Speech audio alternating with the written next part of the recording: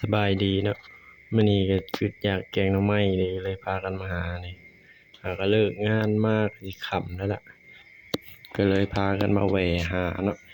สิเอามาแกงกินแซ่บๆจักบาดถ้าดอกแกงใส่ลำมันกระปุกหรือว่าลำอันนั้นลำอิหยังว่าบ้านฮ้องจักลำอิหยังลืมแล้ว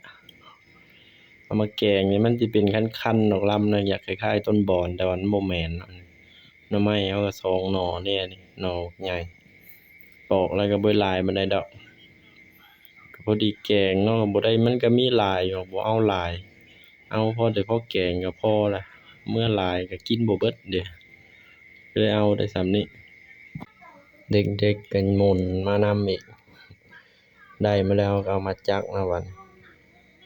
จักตอนแบบบ่หนาปานใดเนาะเอาหนาหลายมันนานจืดเลยเอาแบบสีบางๆเลยจักหน่อยซอยบางๆนะตอนแรกก็คิดว่ามันน้อยเนาะบัดแล้วแบบมันบ่ได้น้อยเอามาจักแล้วก็ดิพอดีเกือบครึ่งกะซาม ตาสะอ่อนมื้อนี้ตอนปอกว่าน้อยๆหนึ่งแล้วก็มาจุไผสิต้มเนาะอันนี้ข้างหม้อต้มไว้เอาหน่อไม้ลงไปเตาก็พุพังๆดอกแก๊สก็บ่ได้ไปเติมเดะบ่ได้ไปเปลี่ยนมันก็เลยเดะต้นกระปุกก็ดิไผเคยกินน่ะบอกอันนี้เด้อรสมันอยากออกคันๆเดะครับดิบๆนะครับเอาไปต้มไปแกงแล้วมันก็พอกินอยู่เดะหลังจากนั้นเราก็มาหย่องยะนางเนาะบัดนี้ยะนางก็หาเก็บตามแคมห้วยล่ะ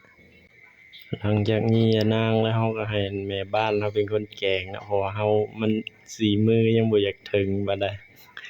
เลยให้เขาแกงให้เขาเป็นผู้จัดการปรุงใส่น้ำตาลแป้งนัวผักสะแยงมาใส่แล้วกันเดะหน้าตาแกงหน่อไม้ชิมเบิ่งแล้วรสชาติเป็นแนวใดโอเคสุดยอด